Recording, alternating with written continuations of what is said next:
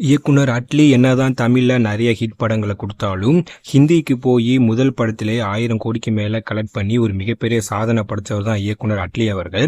இந்த படத்துக்கு அப்புறம் இயக்குனர் அட்லிக்கு ஹிந்தியில் ஒரு மிகப்பெரிய மார்க்கெட் ஓப்பன் ஆச்சு. ஸோ இதனை தொடர்ந்து இயக்குனர் அட்லி அவர்கள் அடுத்ததாக சல்மான் கானை வச்சு ஒரு படம் பண்ண போகிறாரு அப்படிங்கிற செய்தி வந்துச்சு.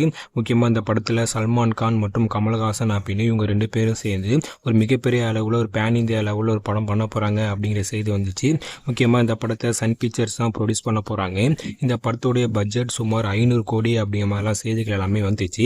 ஆனால் இதுக்கு அட்லி அவர்கள் பார்த்தீங்கன்னா ஒரு சில கண்டிஷன் எல்லாமே போட்டாராம். முக்கியமாக இந்த படத்தில் சல்மான் கான் மற்றும் கமல்ஹாசனுக்கு ஒரு மிகப்பெரிய ரோல் இருக்காம். ஆனால் இயக்குனர் அட்லி அவர்கள் ஒரு சில கண்டிஷன் எல்லாமே அதுக்கப்புறம் வச்சாராம். முக்கியமாக கமல்ஹாசன் இந்த கேரக்டருக்கு சரி வர மாட்டார், நம்ம ஹிந்திலேயே ஒரு மிகப்பெரிய நடிகரை சூஸ் பண்ணிக்கலாம் அப்படின்னு அட்லி அவர்கள் சொன்னாராம். ஆனால் சன் பிக்சர்ஸ் நிறுவனம் கண்டிப்பாக தமிழ்லேருந்து ஒரு மிகப்பெரிய நடிகர் இந்த படத்தில் நடிக்கணும், அப்போ தான் நாங்கள் ப்ரொடியூஸ் பண்ணுவோம் அப்படி மாதிரி சன் பிக்சர்ஸ் நிறுவனம் சொல்லிட்டாங்களாம்.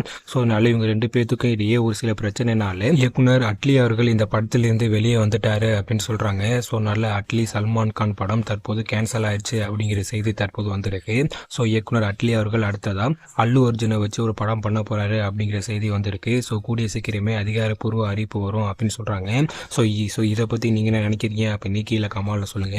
இது போன்ற வீடியோக்கள் எல்லாமே தெரிஞ்சுக்க மறக்காம நம்ம சேனலை சப்ஸ்கிரைப் பண்ணுங்க. தேங்க்யூ.